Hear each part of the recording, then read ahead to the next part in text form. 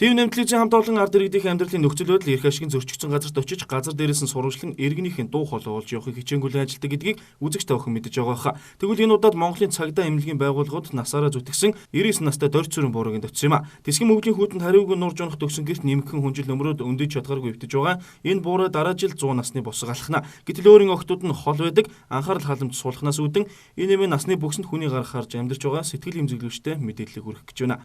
За тойл мэдээллийн хөтөлбөрийг үзсэн үзэгч та бүхэнд арт түмний төлөөс нэг мэдээлэл дуулгах гэж байна. Тэгэхээр Баянзүрх дүүргийн 9-р хороонд оршин суудаг дөрж суранганд ирээд байна. Тэгэхээр за эмээ би тийхээ хэрэг тань. Ямблын дорж сүрэн.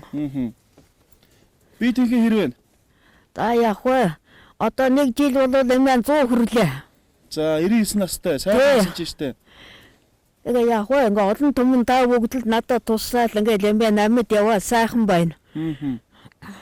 За ийм л байна. За амьдралын хувьд явна тэтгэврийн хэдэм аваад тэргээр нэг олон түмэнтэйгээ хувааж идэл өөрөө хийх идэл ингээд байж лээ. Ийм л байна да эмээ. Өвчин зовлон гээд байх юм бол байхгүй. Зүрхэл хаяа нэг айхтар хатгаж байна. Энэ жил тийм болоод байна.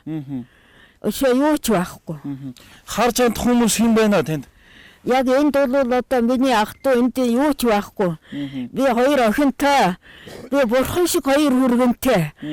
Тэгээд дархан боцохоор агаар таарахгүй юм. Анаа даралт ихтэй болохоор налаа хэрэг очихоор бас агаар таарахгүй юм. Нэгэд хоёрт миний том охин тааруухан тэгээд би очдогчгүй. Нодлон очигээд би зодуулаад хүрээд ирсэн. Тэгээд одоо очихгүй.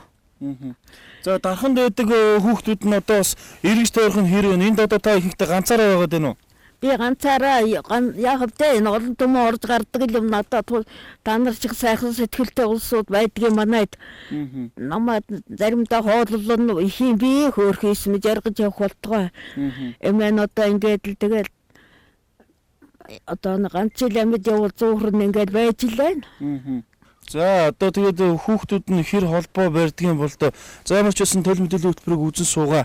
Үзэгч та бүхний донд одоо дөрж сүрэн эмээгийн маань хоёр охин байх юм бол одоо ямар ч байсан Баянзүрх дүүргийн слотын Баянзүрх дүүргийн 9-р хороонд бол одоо ээжтэй нь одоо ийм байдалтай ингээд одоо амьдарч байна. Тэгэхээр ээжингээс иргэд байх одоо ядж хахад хүүтний ирч чангарцсан ийм үед бол гэр бараагийн дулааж өрөх харж хандах асуудал зөндөө байгааг л тийм нэвтлэж зин зүгээс та бүхэнд бол ингэж уламжилж хэлэхээр байна. За яг хуу та бүхнийг байхгүй бол одоогоор сайн сэтгэлтэй хүмүүс бол ингээд туслаад болж ил байна. 99 нас 100 нас хүрж байгаа энэ хөвшөндөө бас анхаарал хандуулаач гэдгийг өвгөр одоо уламжлах байна. Тэгээд одоо энэ харж ханддаг усудаас нь бас зарим зүйлийг тодруулах гэж бодож байна. Лутгүрл гэж энэ залуу амьдралын хүнд хүчирт алдаж онож явсан ч хүн чанар болонтой гიშгүйгээр дөрцөрөнгө нэргэд үүдийг хүрч. Би энэ хөвшөнтөө манай нэг хөөрэ ах их хоёр дээр байж хат нь анх танилцж ирсэн. Тэгээд танилцаад нэг юм буурлоготой хөвшин байхад нь тэгээ эмээ намайг манад оч гээд тэгэж чинь энэ хашаа хороо янзын гоё байсан. Зуны амбар юу мөө гэл жисэн жидийн амбар зөндөө байсан. Энэ хашааш тэр чигээр томоор байсан.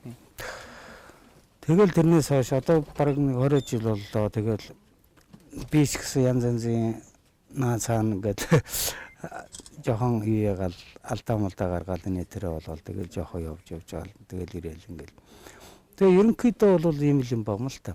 Энэ өвчин бол ерөөсө бүх хүнийг өөрийнхөө хүүшгээ сандаг. Тэр алтан даяа гэдэг байгаа. Дархан байгаа охин. Тэр нь өргөмөл охин. Налаахт байгаа. Тэр хэм блээд бас нэг ихч байгаа. Тэр нь бас өргөмөл, хоёулаа өргөмөл охинтой байгаа.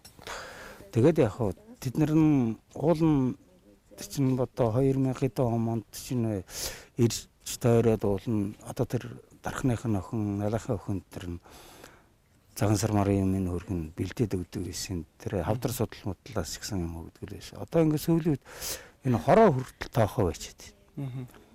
Энэ хэсгийн байсагч нь одоо энэ дээрээс бөөн аригчд цуглуулаад аригтаад байдаг юм шиг л санаад байна. Ганцхан энд амьдрал төрнж байгаа. Баянзүрх дүүргийн 9-р хороонд амьдардаг энэ буургийн хажууд сэдэд гих залуу гэр бүлийн хамт амьдардаг байна. За насыг нь хүндэж, намбыг нь бодон асарч тогосоор хороо дүүрэгтээ энэ буурын аль бие усны асран хамгаалагч болъё гэсэн саналыг хүртэл хүргэчгээд байгаа юм байна. За яг хорооноос нэг нүүрс түлээ мүлээ бол ирсэн. Тэгээд яг имийг одоо бид нөр өөрсдөө сүүл рүү хүүхдүүд нь гэж баг ирэхгүй.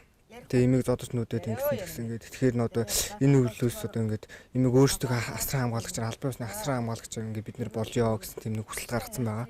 Тэгээ халамжаар бас жоохон хөөцөлдөх юм болоод байгаа. Тэгээ хүүхдүүд нь ингээд байдсан бол жоохон асуудалтай энэ төр гэдэг.